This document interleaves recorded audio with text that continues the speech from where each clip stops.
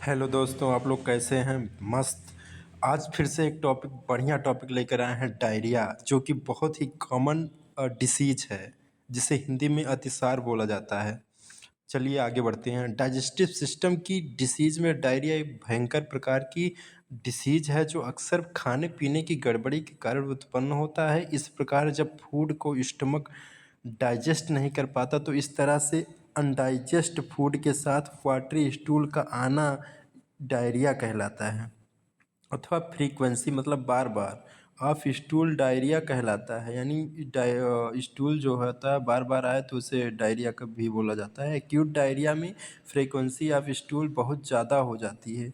Diarrhoea 5 वर्ष तक के चिल्ड्रन को अधिक इफ़ेक्ट करता है, जैसे डायरिया किसी भी एज ग्रुप के लोगों को इफ़ेक्ट कर सकता है। कॉजेज मतलब कैसे कैसे किस कारण से ये डायरिया होता है, उसके बारे में जानकारी लेंगे। डायरिया का most common cause viral infection होता है। इसके अलावा अदर काज इस प्रकार हैं। बैक्टीरियल इन्फेक्शन यानी जीवाणु संक्रमण हो सकता है। एंटीबायोटिक ड्रग्स का साइड इफ़ेक्ट, एंटीबायोटिक के साइड इफ़ेक्ट भी हो सकते हैं। कंटामिनेटेड वाटर तथा फूड का यूज करना, अशुद्ध जल का सेवन यानी दूषित जल का, साफ जल ना सेवन करना, दूषित जल यूज करना, इसकी वजह से भी हो सकता है। ओवर ईटिंग यानी ज़्यादा भोजन खा लेना। डाइजेस्टिव प्रॉब्लम यानी पाचन तंत्र में कोई गड़बड़ी हो, कोई दिक्कत हो। इंटेस्टाइन की एब्जॉर्प्शन कैपेसिटी, इंटेस्टाइन में कोई गड़बड़ी हो, वो एब्जॉर्ब नहीं कर पाता हो बढ़िया से। डाइजेस्टिव सिस्टम से रिलेटेड कोई डिसीज जो कि स्टमक, स्मॉल इंटेस्टाइन तथा कोलन को अफेक्ट करती है। लीवर डिसीज हो कोई, उसकी वजह से भी हो सकता है। कब्ज निवारक औषधियों सेवन करने के कारण, जैसे कब्ज के लिए ज़्यादा दवा ले लिए तो उससे भी हो सकता है डायरिया। अब इसके लक्षण क्या हैं, कैसे पता चलेगा कि ये इस पेशेंट को डायरिया है?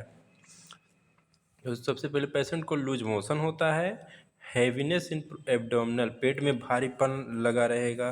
पेन एब्डोमिनल एंड क्रैम्प्स, पेट में दर्द व मरोड़ रहेगा।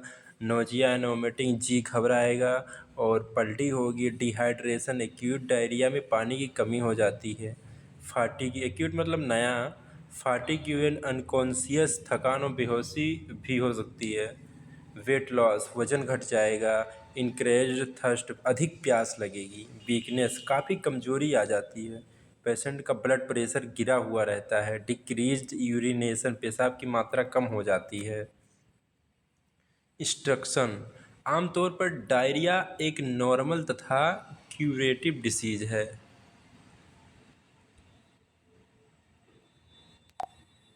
समय पर डायग्नोज तथा ट्रीटमेंट हो जाए तो पेशेंट जल्दी ठीक हो जाता है, अन्यथा पेशेंट की कंडीशन सीवियर हो जाती है। अतः टाइम रहते ट्रीटमेंट किया जाना चाहिए।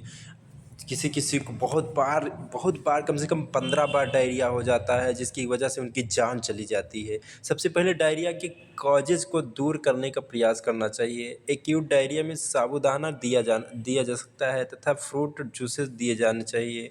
डायरिया में भूल कर भी दूध नहीं दिया जाना चाहिए। क्रोनिक डायरिया में पुराने चावल का भात के साथ मूंग की दाल मिलाकर देना चाहिए।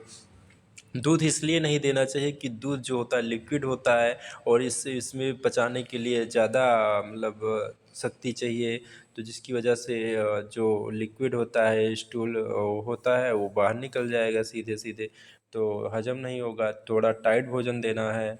इसमें ट्रीटमेंट होगा। डायरिया को रोकने हेतु टेबलेट लोमोफेन प्लस, जो जिसमें फार्मूला होता है लोप्रामाइड हाइड्रोक्लोराइड 2 mg, सुबह दोपहर शाम 2 गोली देनी चाहिए। इसके अलावा ORS पिलाते रहना चाहिए, जिससे कि उसका डिहाइड्रेशन जो है वो बना रहे, डिहाइड्रेशन कंप्लीट सही हो जाए। और साथ में टेबलेट नॉरफ्लॉक्स TZ, नॉरफ्लॉक्सासिन टिंडाजोल, जिसमें फार्मूला होता है लैक्टिक एसिड बेसिलस, सुबह शाम खाने के बाद दी जानी चाहिए। Tablet Zerodol Spall, एसिक्लोफिनोन ड्रोप्टामिक HCl hydrochloride, पेट दर्द के लिए सुबह शाम दी जानी चाहिए। टेबलेट पेरीसेट MD, जिसका फार्मूला होता है ओंडासेट्रान 4 mg, जैसे पल्टी रोकने के लिए वोमिटिंग होने पर भूखे पेट सुबह शाम देना चाहिए। एंटासिड के तौर पर capsule Acera D, rabeprazole and domperidone formula होता है, भूखे पेट सुबह शाम दी जानी चाहिए। पानी के ज़्यादा एब्जॉर्प्शन हेतु टेबलेट जी डॉट रेसिकॉर्डोट्रिल 100 mg सुबह शाम दोपहर दी जानी चाहिए। उपयुक्त ट्रीटमेंट से आराम ना हो तो उपयुक्त ट्रीटमेंट के साथ ही इंजेक्शन जेंटिसिन 2 ml यानी जेंटामाइसिन 80 mg मांसपेशी या सिरा में सुबह शाम दिया जा सकता है। इंजेक्शन मिका स्टार अमाइकासिन जिसे 500 mg बोला जाता है, जिसका फार्मूला होता है मांसपेशी या सिरा में सुबह शाम लगाया जा सकता है। पेट दर्द हेतु इंजेक्शन इक्वाडाल स्पास जिसमें फार्मूला होता है डाइक्लोफेनेक सोडियम एंड डिसाइक्लोमिन हाइड्रोक्लोराइड, जब ज़रूरत हो तब दिया जाना चाहिए। उल्टी हेतु इंजेक्शन इमसेट 2 ml जिसका फार्मूला होता है ओंडासेट्रान 4 mg मांसपेशी या अंतः सिरों में लगाया जाना चाहिए, दिया जाना चाहिए। अगर फ्लूइड लॉस ज़्यादा होने की वजह से ब्लड प्रेशर कम हो गया हो तो उसे बोतल चढ़ाना, जैसे इंजेक्शन NS 500 सिरा मार्ग से, अथवा इंजेक्शन DNS 500 अथवा इंजेक्शन REL 500 लगाई जानी चाहिए। एंटीबायोटिक में इंजेक्शन फ्लाइगाइल जिसमें फार्मूला होता है मेट्रोनिडाजोल 100 cc सिरा मार्ग द्वारा सुबह शाम दिया जा सकता है। इंजेक्शन सिप्रोटिल सिप्रोफ्लॉक्सासिन जिसका फार्मूला होता है 100 ml सिरा मार्ग से रोजाना 1 लगाया जाना चाहिए। डायरिया में यूरिन आउटपुट पूरा ध्यान रखना चाहिए। डायरिया में जो होता है यूरिन का बाहर निकलना बहुत ज़रूरी होता है।